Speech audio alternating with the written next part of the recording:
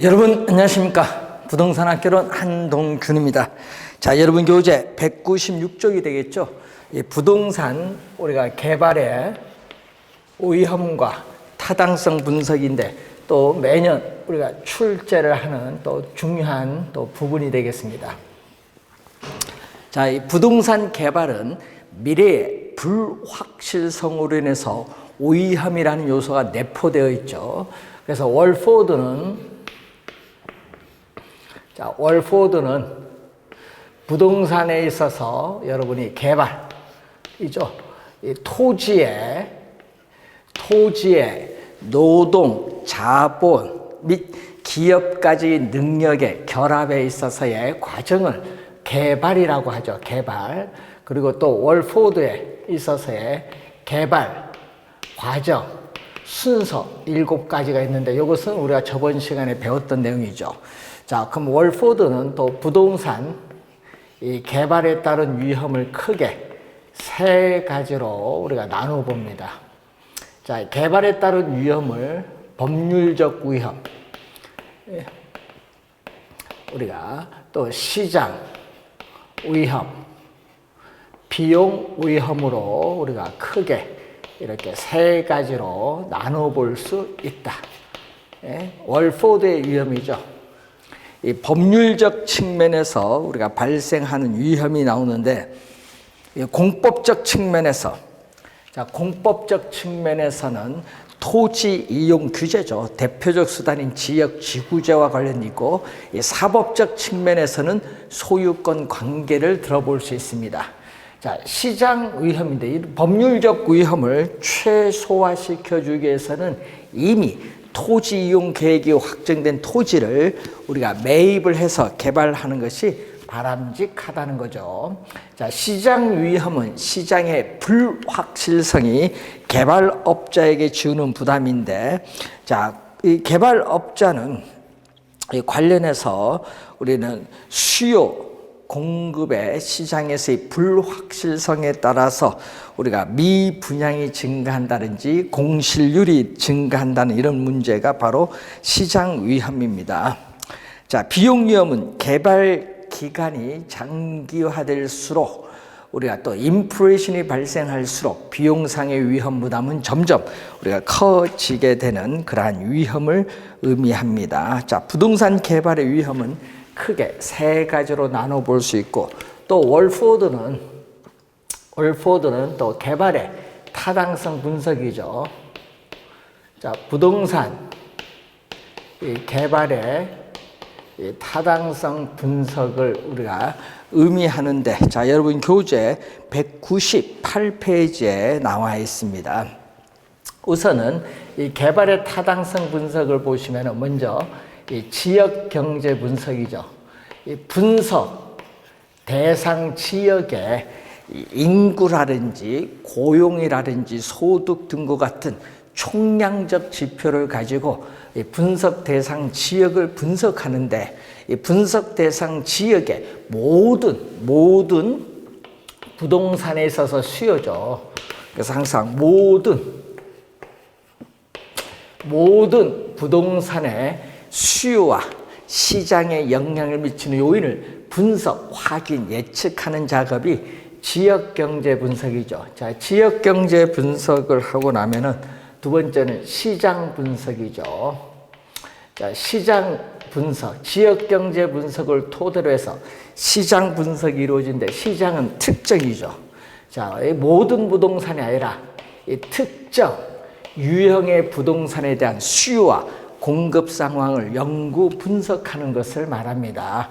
그래서 이 공급되는 제품의 특성에 따라 시장 차별화가 나타나고 또 우리는 수요자의 특성에 따라 시장을 세분화하는 게 이 시장 분석과 관련되어 있는 그러한 내용이 되겠습니다. 자, 시험 문제는 또 이 시장성 분석이 또 출제를 자주 하는데 2년 전에 또 정답으로 물었죠. 시장성은 매매 또는 임대될 가능성입니다.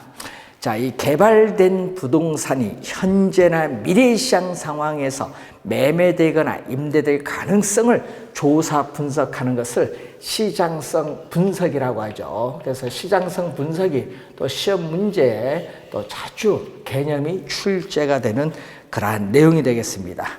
자, 네 번째는 타당성 분석이죠. 자, 개발 사업을 성공적으로 수행할 수 있을지 여부를 분석하는데, 개발 사업이 성공적이라는 것은 이 개발 사업에 투자하는 자금을 모을 수 있느냐, 유치할 수 있느냐, 이게 얘기죠. 그래서 우리가 세후 현금 흐름을 기준해서 분석을 하는데, 투자자들의 자금을 우리가 끌어들일 만한 충분한 수익성이 있는지 여부를 분석하는 것을 타당성 분석이고, 최종적으로 투자 여부를 우리가 결정하는 투자 분석으로 이루어지겠죠. 자, 이 세 가지를 묶어서 또 학자에 따라서는 이 시장 분석이라고 하고, 요 두 개를 묶어서 경제성 분석이라고 하죠. 자, 그래서 부동산 개발의 타당성 분석은 먼저 시장 분석부터 이루어지고 나서 이 시장 분석에서 구한 자료를 토대로 해서 경제성 분석이 이루어지죠. 그래서 이 시장 분석이 선행 분석이죠. 이 선행 분석이라면은 경제성 분석은 후행 분석입니다.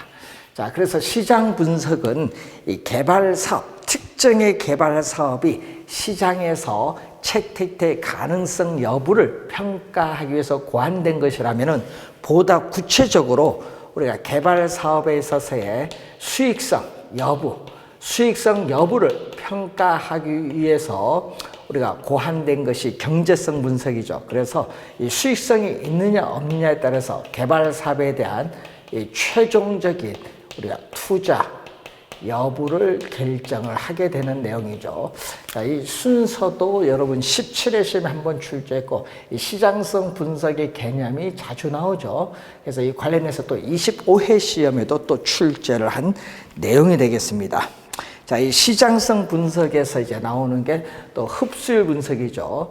이 흡수율 분석이라는 것은 이 과거 일정 기간에 시장에 공급된 부동산이 얼마의 비율로 소비되고 있는가를 분석하는 게 흡수율 분석이죠. 개념, 작년에 또 출제했었죠.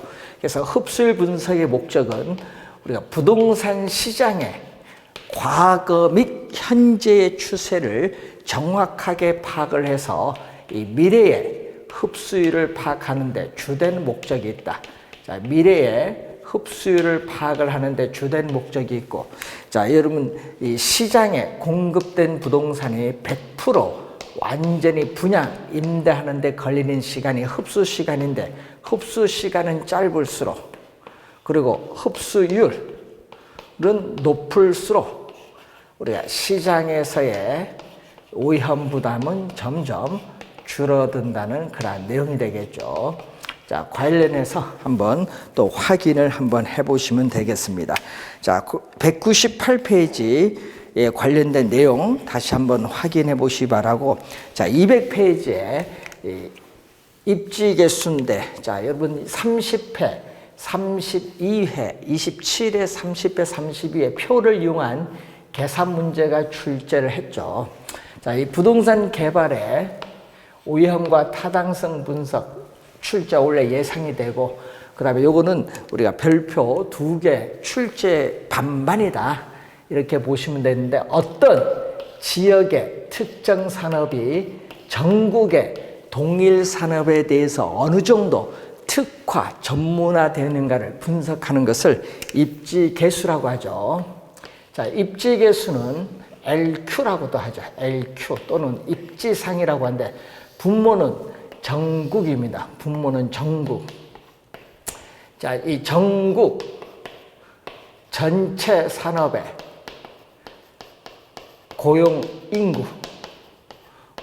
고용자 수에 대해서 전국의 특정 산업, 뭐 전자산업일 수도 있고 섬유산업일 수 있고 부동산 산업일 수도 있는데, 전국 I 산업의 고용자 수가 차지하는 비율.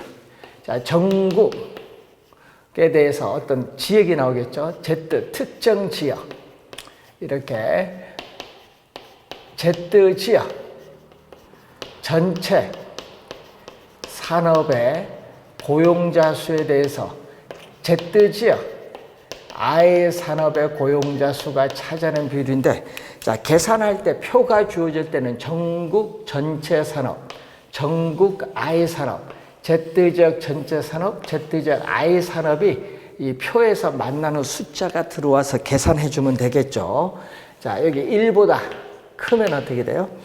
자, 입지 개수가 1보다 크면은 Z지역 전체 산업 고용자 수에서 I 산업 고용자 수가 차지하는 비율이 더 크기 때문에 Z지역 내에서 생산을 해서 소비하고 남은 나머지를 전국의 다른 지역으로 수출할 수 있는 기반 부문의 산업이 된다.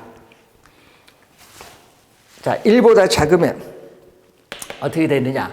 이 Z지역 전체 산업 고용자 수에서 I 산업 고용자 수가 차지하는 비율이 이 전국보다 작기 때문에 그 지역 내에서 생산 소비하는 수출하지 못하는 비기반 산업을 의미한다. 비기반 산업. 이럴 때는 전국 평균 수준으로 생산하기 때문에 자급자족의 상태죠. 자, 이 수식을 이용해서 우선 계산 문제를 우선 한번 확인해 보는데 201페이지에 2번 문제 볼까요? 자, 201페이지에 자, 2번 문제를 보시면은 자, 30회 시험에 출제했었죠. 각 지역과 산업별 고용자 수가 다음 표와 같을 때 A지역 X산업. 자, A지역 X산업. 그리고 B지역 Y 산업이 차지하는 거죠. 자, LQ를 우리가 계산하는 문제죠. 자, 우선은 A지역 X산업은 어떻게 나오죠? 자, 거기서 표에서 맨 오른쪽 칸 전지역 고용자 수에다가 맨 밑에 고용자 수의 합계가 나오죠. 그게 400이네요. 400. 전국 전체가 우리가 400입니다. 그러면 여기 X산업이죠. 자, X산업 A지역의 X산업 맨 오른쪽 파트는 240이죠. 전국의 X산업 240이고 Y산업은 얼마? 160이 되겠죠. 자, 이렇게 이제 우리 전국 전체 산업, 전국에 우리가 어떻게 돼요? 여기는 X산업, 여기는 Y산업이 이제 들어오는 거죠. 자, 이렇게 주어졌을 때 A지역 전체는 200이죠. A지역 전체는 200이었는데 A지역에 있어서 X산업, A지역 X산업이 얼마가 되냐? 100이 되겠죠. 100. 자, 그러면 여기 얼마? 우리가 8, 3, 24, 8, 5, 40. 여기 2분의 1이죠. 그러면 얼마? 내항의 곱은 분모, 외항의 곱은 분자죠. 6분의 5니까 약 0.83 정도 되겠죠. 자, 두 번째 Y산업은 얼마냐? 200일 때 60이 되겠죠. 200일 때 여기 60 표에서. 자, 그러면 또 이걸 우리가 계산을 하면은 우리가 4, 16, 10분의 4가 되겠고, 여기 10분의 어떻게 돼? 3 되겠죠. 그러면 40분의 30이니까 4분의 3, 0.75가 되겠죠. 따라서 3번 지문이 정답이 되는데, 자, 이런 유형의 문제, 이 표가 주어졌을 때 그 표에서 숫자 들어와서 계산하는 문제 우리가 좀 확인해 보시면 되겠습니다. 자, 여러분 교재 203페이지 가시면은 이 개발 주체에 따르는 부동산 개발의 종류가 나오죠. 자, 이 개발 주체에 따르는 부동산 개발의 종류, 올해 또 중요하죠. 자, 우선은 공영 개발은 정부가 부동산 시장에 직접 개입을 해서 개발을 하죠. 이 택지 개발 촉진법에 근거해서 대규모 개발 사업에 주로 우리가 활용해 온 거죠. 그래서 수용 방식에 의해서 우리가 개발이 이루어지는 게 공영 개발입니다. 이 공영 개발이고 또 이 민간에 의한 이 개발 방식이 있겠죠. 자, 민간에 의한 개발 방식을 보면은 이 자체 개발 사업이 있습니다. 자, 자, 여러분 토지 소유자가 개발 사업에 필요한 자금을 조달해서 본인이 직접 개발하는 방식이죠. 그래서 토지 소유 주체, 당연히 토지 소유자고, 그리고 자금 조달 주체도 토지 소유자, 개발 사업 시행의 주체도 토지 소유자이면서 개발 사업이 귀속되는 주체도 토지 소유자입니다. 자, 그래서 이 개발 사업 시행의 주체가 토지 소유자니까 토지 소유자가 본인이 직접 개발하기 때문에 사업 수행의 속도 빠르다, 장점이죠. 근데 자금 조달에 부담이 크고 개발 사업에 대한 위기 관리 능력이 요구되어진다는 문제점은 가지고 있습니다. 자, 이 개발 사업의 규모가 크거나 미래의 불확실성이 큰 사업인 경우에는 지주 공동 사업이 이루어지죠. 토지 소유자와 개발업자 간에 공동으로 개발하는 거죠. 따라서 토지 소유자와 개발업자 간에 개발 사업에 따른 위험이 분산된다는 장점을 가지고 있습니다. 자, 지주, 우리가 공동 사업에서는 공사비를 대물로 변제하는 형태가 있죠. 대물. 이 공사비를 건축 면적의 일부인 대물로 우리가 변제하는 방식인데 이것을 등가 교환 방식이라고 하죠. 등가 교환 방식. 자, 시험 문제는요, 이 등가 교환 방식으로 출제를 많이 하는 그러한 내용이 되겠습니다. 자, 등가 교환 방식은 토지 소유자가 토지는 가지고 있죠. 자, 토지 소유자가 토지를 가지고 있기 때문에 토지 소유 주체는 토지 소유자입니다. 그런데 이 개발업자가 자금을 투입을 하죠. 자, 우린 토지 소유자는 이 사업비는 토지 소유자가 조달하지만 공사비인 건축 자금은 우리가 누가 조달한다? 개발업자가 조달해요. 그래서 우리는 준공된 건축물, 자, 준공된 우리가 이 건축물을 그 기여도에 따라 토지 소유자의 토지 가격과 개발업자의 공사비 비율에 기초해서 나누는 방식을 말하죠.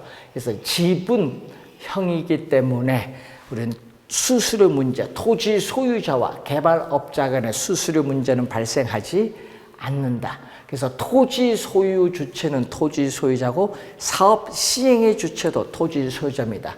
개발 사업의 결과 발생한 이익은 토지 소유자와 개발업자 간에 상호 배분된다는 그러한 내용이죠. 자, 그리고 토지 소유자가 건설업체에게 공사를 발주하죠.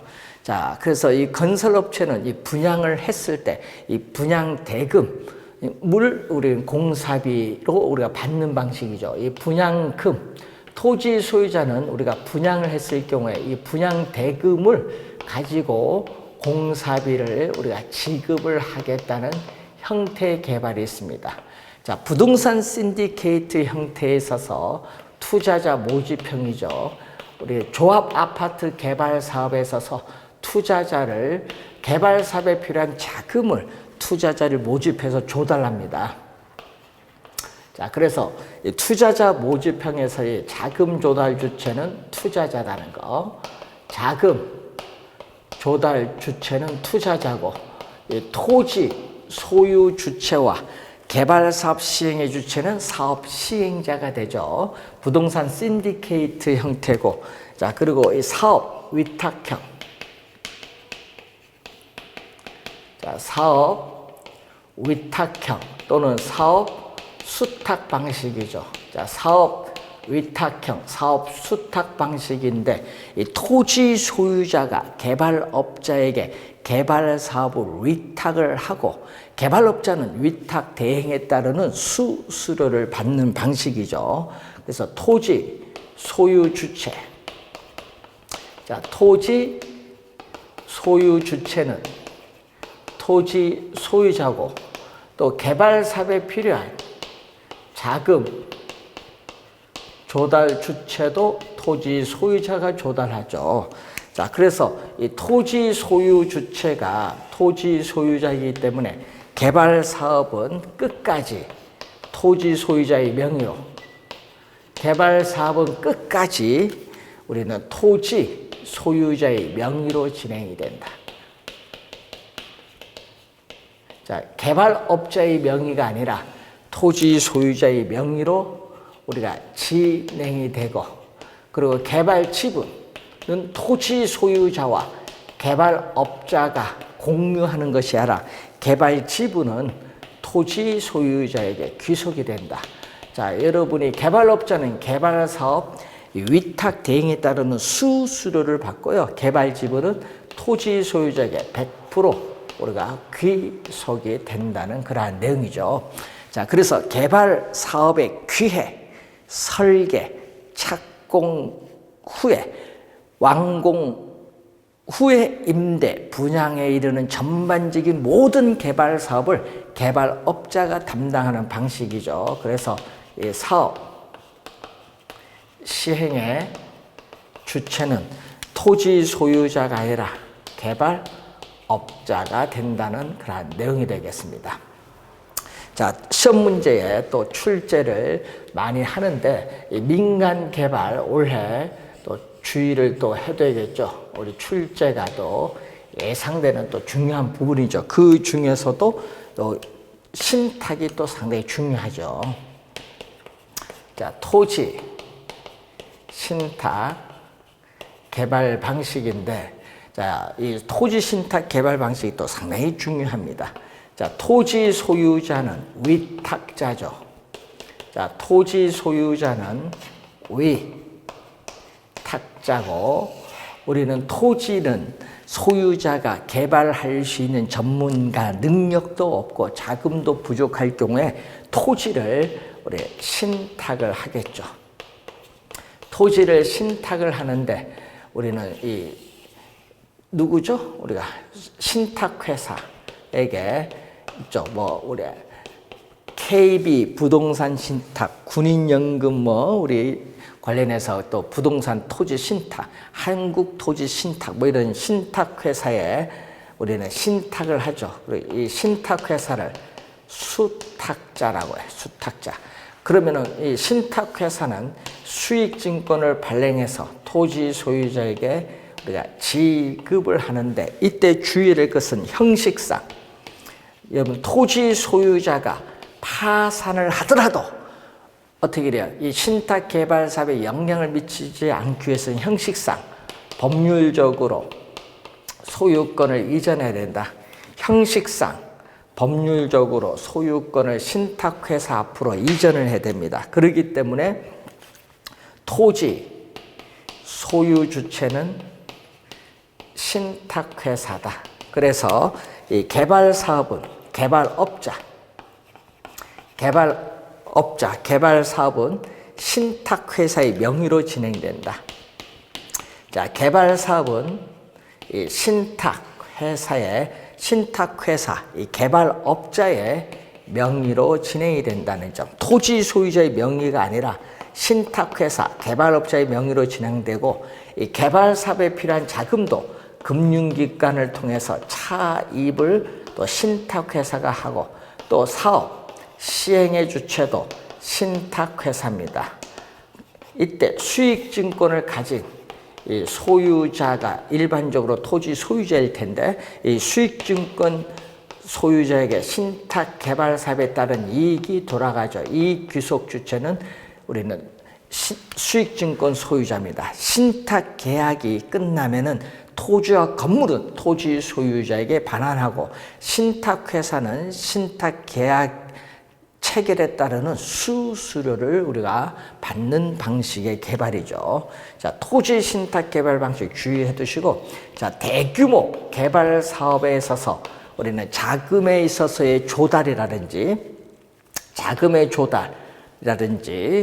기술 보완 등의 필요가 있을 때 이 여러 법인 간의 컨소시엄을 구성해서 개발 사업을 진행하는 방식이죠. 이 개발 사업의 안정성을 기할 수 있는 장점이 있지만은 이 출자 회사 간의 어떻게 돼요? 이해 조정이 문제가 되고 있고 책임 회피 현상이 나타날 수도 있는 문제점을 가지고 있다. 이렇게 보시면 되겠죠.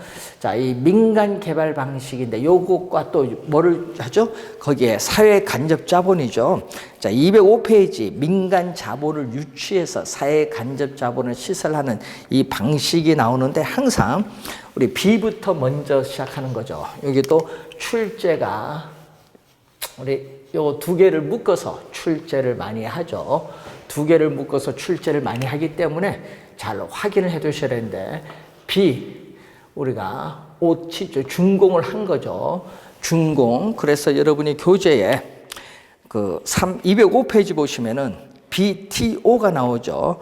자, 사회 기반 사설의 준공, 기반 시설 준공 B죠. 동시에 해당 시설의 소유권이 국가 지방자치단체 귀속이죠. T는 트랜스퍼 이전한다. 소유권이 귀속되고 사업 시행자에게 일정 기간 동안의 시설 운영권을 인정하는 방식이 얘기하죠. 그래서 특히 도로, 철도, 항만 등의 사회 간접 자본 시설에 주로 우리가 활용을 하는 거고 BTL 방식은 또 민간 우리가 사업자가 준공을 하고 나서 국가 또는 지방자치단체의 소유권이 귀속이 되고 그 시설 관리는 우리가 민간 자본이 하는데 문제는 그 시설 관리를 민간이 하지만은 그걸 임차한다. 그 시설을 임차한다.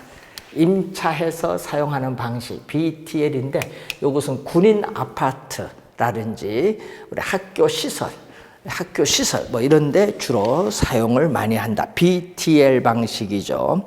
자, 그리고 거기에 B 우리가 또 OT가 있죠. 준공을 해서 일정 기간 동안의 민간이 시설 관리 운영을 가지고 일정 기간이 지나면 국가 지방자치단체에게 소유권을 이전하는 게 BOT. BOO는 민간 사업자가 소유권과 아퍼레이트 시설관리 운영권을 전부 보유하는 방식의 개발이 되겠죠.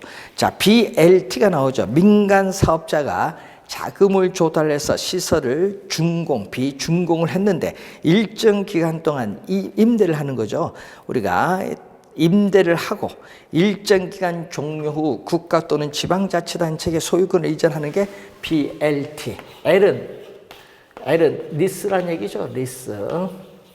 BLT 뭐 이런 식인데 자, 항상 B가 먼저죠. 준공이. 그래서 이렇게 민간 자본을 유치해서 개발이 이루어지기 때문에 맨 앞에는 다 B입니다. 순서대로 이렇게 가시면 되는데 작년 시험에도 또 출제를 했었죠. 그래서 여러분 올해 시험은 이 부동산 개발 주체에 따른 개발 방식 중 이 민간의 개발 그리고 요 민자 유치해서 사회 간접 자본 시설을 건설하는 방식에 있어서 요 두 개를 묶어서 출제 가능성이 높다는 것을 기억을 좀 해두시면 되겠습니다.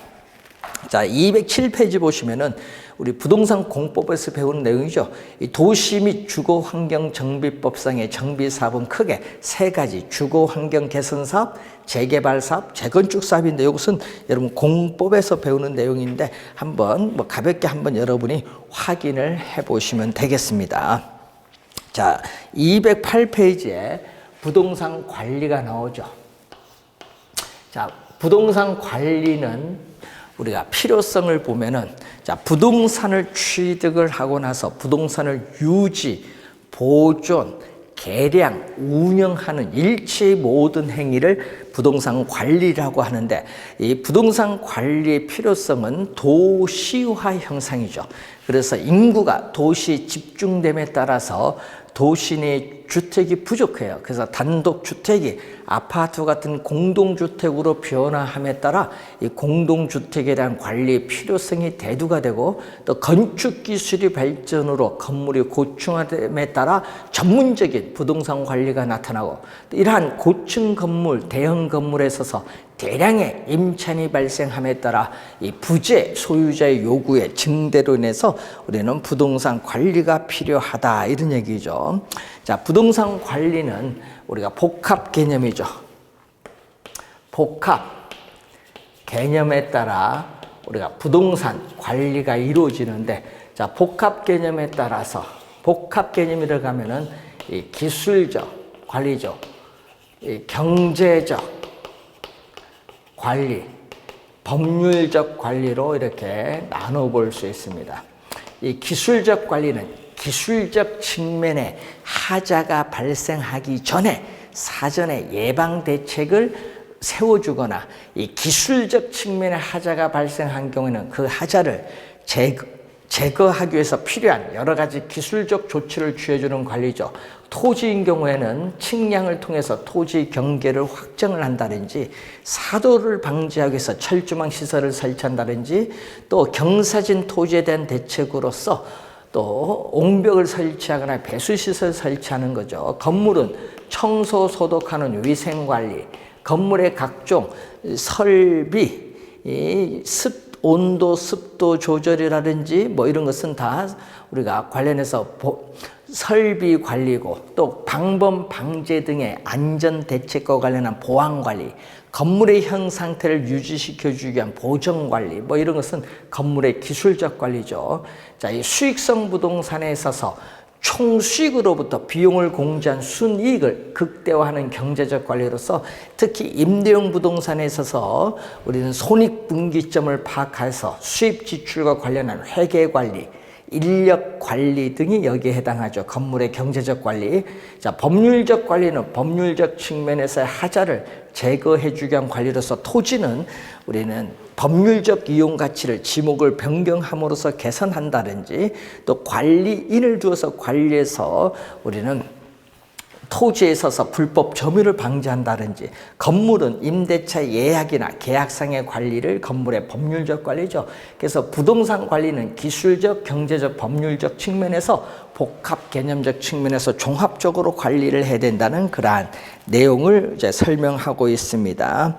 자, 여러분 209페이지 보시면은 관리 내용에 따른 부동산 관리인데, 자, 30회 시험에도 출제했었죠.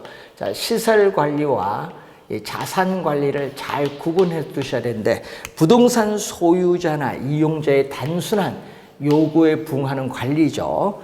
그래서 부동산에 관한 각종 시설을 운영하고 유지하는 형태의 소극적 관리를 얘기합니다. 건물에 있어서의 청소 관리, 에너지 관리, 유지 관리, 방범 방제 등의 안전 대책과 관련한 보안 관리, 이런 게 다 시설 관리에 해당하는 거죠. 자, 이 자산 관리는 부동산 소유자나 기업의 재산 부를 극대화하기 위해서 부동산 가치를 증진시킬 수 있는 다양한 관리 방법을 모색하는 적극적 관리죠. 자, 이 적극적 관리로서 언제 부동산을 매입을 하고 매각할 것이냐, 이 관리, 프로젝트 파이낸싱에 있어서의 자금 조달 계획이라든지, 또 투자에 따른 위험 관리, 재개발, 재투자, 리모델링 결정이라든지, 포트폴리오에 따른 분산 투자의 관리, 이런 것은 전부 자산 관리의 내용에 포함되는 내용이 되겠죠. 자, 그런 내용 위주로 한번 정리를 우선 하시기 바라고, 우리 다음 시간에는 부동산 관리 주치에 따르는 우리가 관리 방식에 대해서 살펴보도록 하겠습니다.